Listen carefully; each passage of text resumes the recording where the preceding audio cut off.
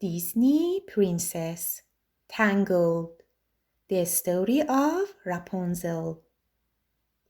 Once upon a time, in a land far away, a single drop of sunlight fell into the ground and grew into a magical golden flower that possessed healing powers. The only person who knew of the flower was a vain and selfish old woman named Mother Gothel. For centuries she hoarded the flower and used it to restore her youth and beauty. One day the beloved queen of the kingdom fell gravely ill. The townspeople searched far and wide until at last they found the legendary magical flower. Mother Gothel looked on in horror as they uprooted her treasured flower. The queen drank a potion containing the blossom and instantly recovered. Soon after, she gave birth to a beautiful baby girl. The king and queen launched a flying lantern into the sky to celebrate the princess's birth. One night, Mother Gothel crept into the nursery. Singing her secret song, she soon learned the flower's magic lived in the baby's hair. Mother Gothel greedily cut off a lock, but the hair turned brown and lost its power. To keep the magic, she snatched the child and vanished into the night. The king and queen were heartbroken. Each year on the princess's birthday, they released lanterns into the night sky, hopeful they'd see their daughter again. Mother Gothel raised the princess Rapunzel in a soaring tower in a hidden valley. She treated Rapunzel and her hair as a prized possession. The outside world is a dangerous place, Mother Gothel said, convincing Rapunzel to protect her magical hair by never leaving the tower. But being confined never dampened Rapunzel's bright spirit. She and her friend Pascal, the chameleon, did lots of activities, including Rapunzel's favorite painting. On the day before her 18th birthday, Rapunzel wanted to break her routine. Each year, Rapunzel had seen mysterious lights floating up into the night sky on her birthday. She felt they were meant for her. More than anything, she wanted Mother Gothel to take her to see them. Rapunzel, let down your hair, Mother Gothel called when she arrived at the tower. Rapunzel pulled her up, determined to ask for her birthday wish. I want to travel to see the floating lights, she blurted out. Oh, you mean the stars? Mother Gothel lied. That's the thing, countered Rapunzel. I've charted the stars and they're always constant. But these, they appeared every year on my birthday, only on my birthday. I have to know what they are. Go outside? Asked Mother Gothel in shock. Why, Rapunzel? Mother Gothel insisted that the world outside was too scary a place for a weak and helpless girl like Rapunzel. There were ruffians, men with pointy teeth, poison ivy, the plague, quicksand, and snakes. The menacing description of life beyond the tower terrified Rapunzel. Don't ever ask to leave this tower again, Mother Gothel said, patting Rapunzel on her head. Rapunzel sighed and smiled weakly. Meanwhile, in another part of the forest, a thief named Felin Rider was on the run with his cutthroat accomplices, the Stubbington brothers. Flynn clutched a satchel as he came to an abrupt halt in front of a wanted poster of himself. Surely he was more handsome in real life. Felin looked up and saw the palace guards on the cliff above them. He ran with the precious satchel, ditching the Stabbingtons. But the lead palace horse, Maximus, was already in hot pursuit. Felin and Maximus furiously fought for the satchel until their battle landed them on a tree branch that extended over a cliff's edge. Felin reached the bag just ahead of Maximus. Ha ha! The thief crowed triumphantly. Crack! The tree branch splintered and the archenemies both toppled into the canyon below. When they landed, Flynn took off, escaping the horse. As he felt his way along a rock face, he was thrilled to discover a hidden entrance to a cave. Scrambling inside, he soon emerged to an astonishing sight. There, in the center of the hidden valley, stood an enormous tower. It was the perfect hiding place. Using 2 arrows, Felin scaled the tower, hopped through the open window, and breathed a sigh of relief. Clang! Rapunzel hit the intruder with her frying pan. He was out cold. Hastily, she stuffed him in a closet and propped a chair against the doors. Rapunzel felt exhilarated. Surely this act of bravery would prove to Mother Gothel that she could handle herself in the outside world. Noticing the satchel Felin had dropped, Rapunzel reached inside and pulled out a gold crown encrusted with jewels. She had never seen such a thing before. When she placed it on top of her head, it fit perfectly. Rapunzel gazed into the mirror. Something seemed familiar. Rapunzel, let down your hair, Mother Gothel called. Rapunzel swiftly hid the crown before pulling Mother Gothel up into the tower. She tried to tell Mother Gothel about her brave act, but Mother Gothel cut her off, screaming, "You are not leaving this tower, ever!" Rapunzel was shocked. Realizing Mother Gothel would never let her out of the tower, Rapunzel came up with an idea. She asked for some paint for her birthday, paint that could only be found very far away. Relieved, Mother Gothel agreed. "I'll be back in 3 days' time," she said. After Mother Gothel left, Rapunzel pulled Flynn out of the closet and tied him to a chair with her hair.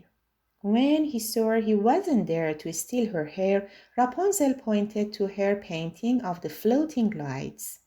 "Tomorrow they will light the night sky. You will act as my guide. Take me to see them, and return me home safely. Then and only then will I return your satchel to you," declared Rapunzel. Felin had no choice but to agree. Rapunzel was terrified. She had never been outside before. With Pascal on her shoulder, she leaped from her window and slid down her hair. Slowly she touched one foot to the soft grass, then the other. "Woohoo!" she exclaimed. Overcome with excitement, Rapunzel began to roll around on the ground. As Rapunzel explored the forest for the first time, she was filled with joy. But she also felt terrible guilt for betraying Mother Gothel. "Let's just turn around," Felin suggested. "I get back my satchel, you get back a mother-daughter relationship based on mutual trust." Flynn failed to convince Rapunzel. "No, I'm seeing those lanterns," she insisted. In another part of the forest, Mother Gothel ran into Maximus. Fearing guards had come for Rapunzel, she sprinted back to the tower and realized the awful truth. Rapunzel was gone.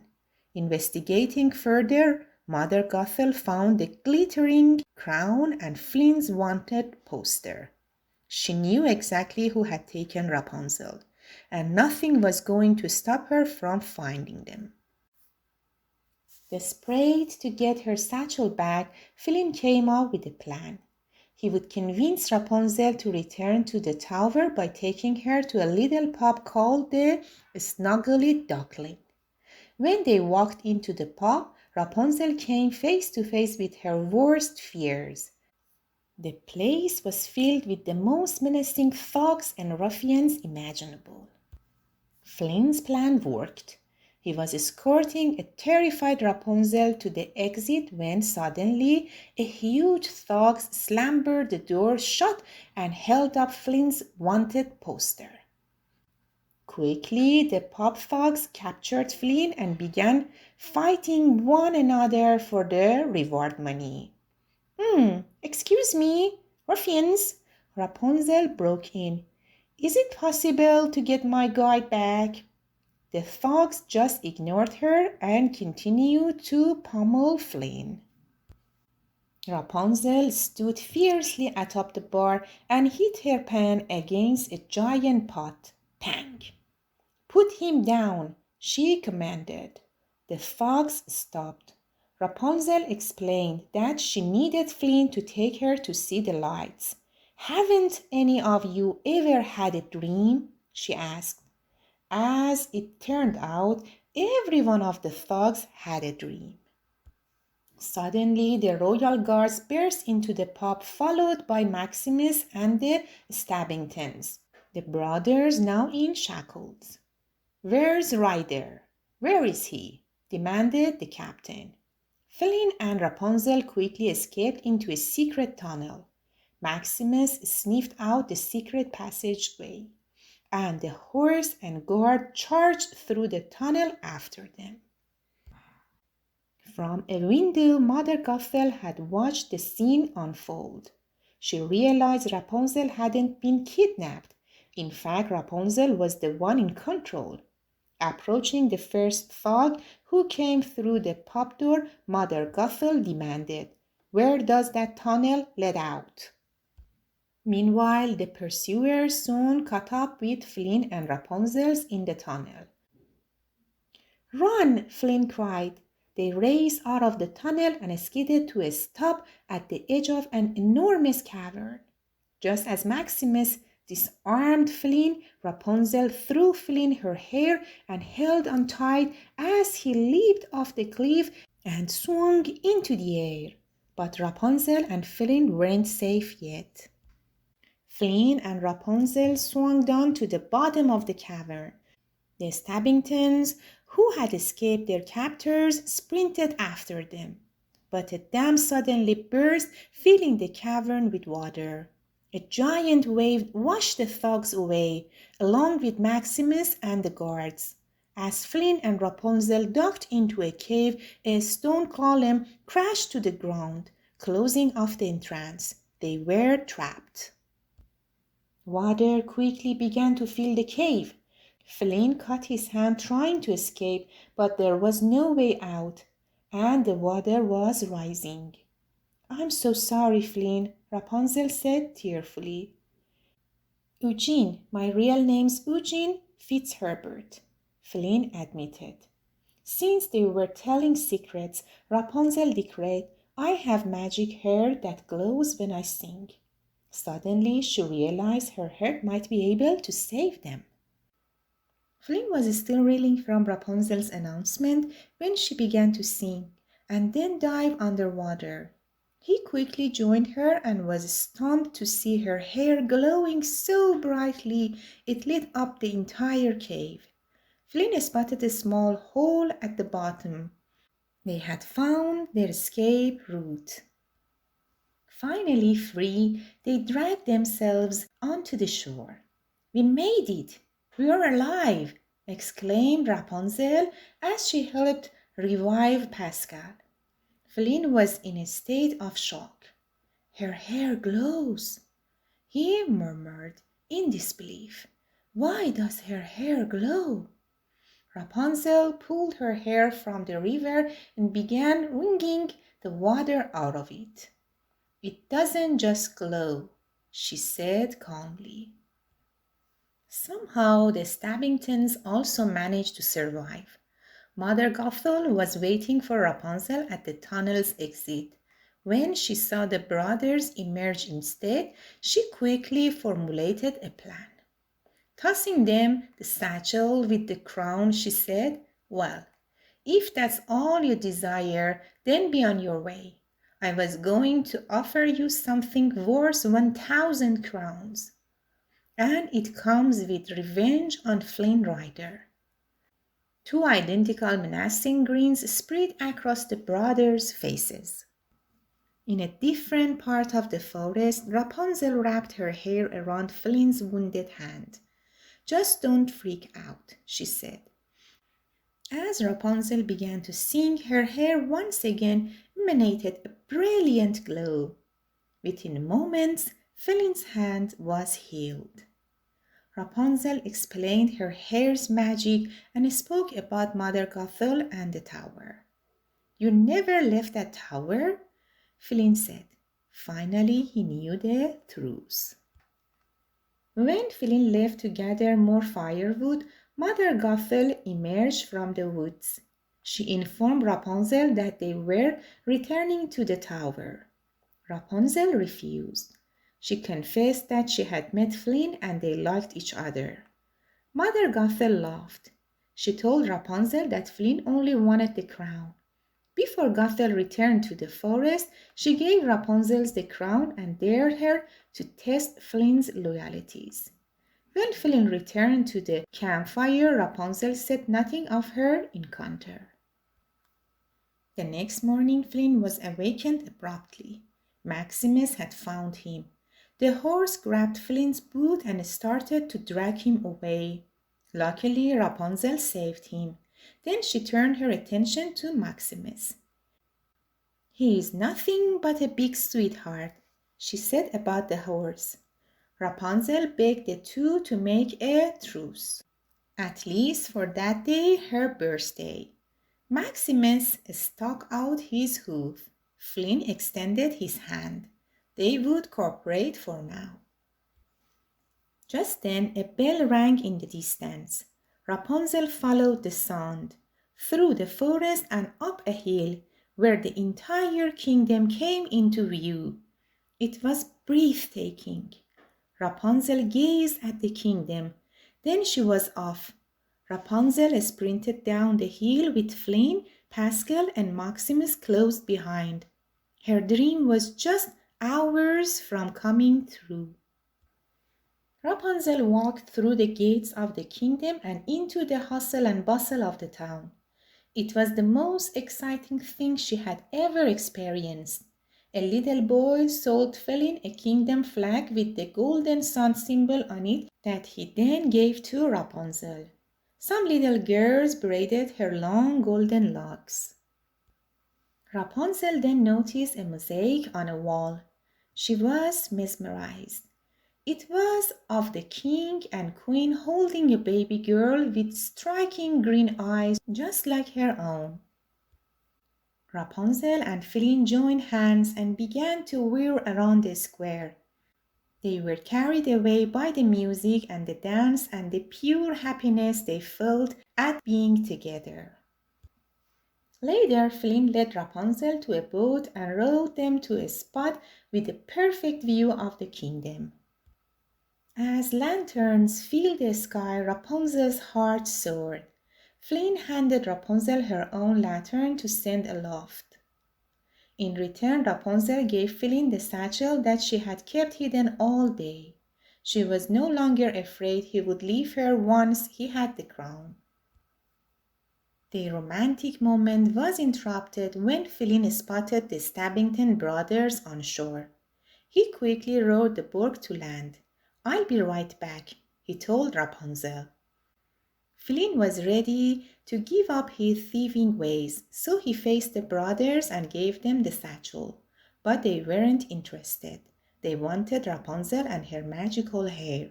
Flynn turned to protect Rapunzel, but the brothers knocked him unconscious, tied him up in a boat, and sent him sailing into the harbor. Rapunzel waited anxiously, but Flynn did not return. The Stabbingtons approached her instead. They pointed across the water where Rapunzel could clearly see Flynn steering a boat away from them. She called to him, but he didn't respond. Lying, one of the brothers explained that Flynn had traded her for the crown. In that moment, Rapunzel's heart broke.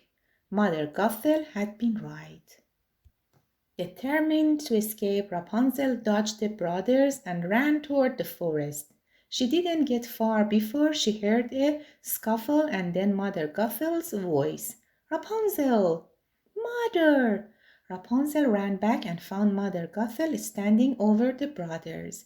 They lay unconscious at her feet. "You were right, Mother," said Rapunzel tearfully. Meanwhile, Maximus watched from nearby as Flynn's boat sailed across the harbor and crashed into the kingdom's dock. The guards immediately threw him into prison. It was there that Flynn ran into the Stabbington brothers once again, locked in their own cell. They admitted that Mother Gothel had double-crossed them all. Suddenly, the pop thugs arrived. They broke Flynn out of jail and launched him over the prison wall right onto Maximus's back. The heroes were off to rescue Rapunzel. Back in the tower, Rapunzel held the small kingdom flag in her hand.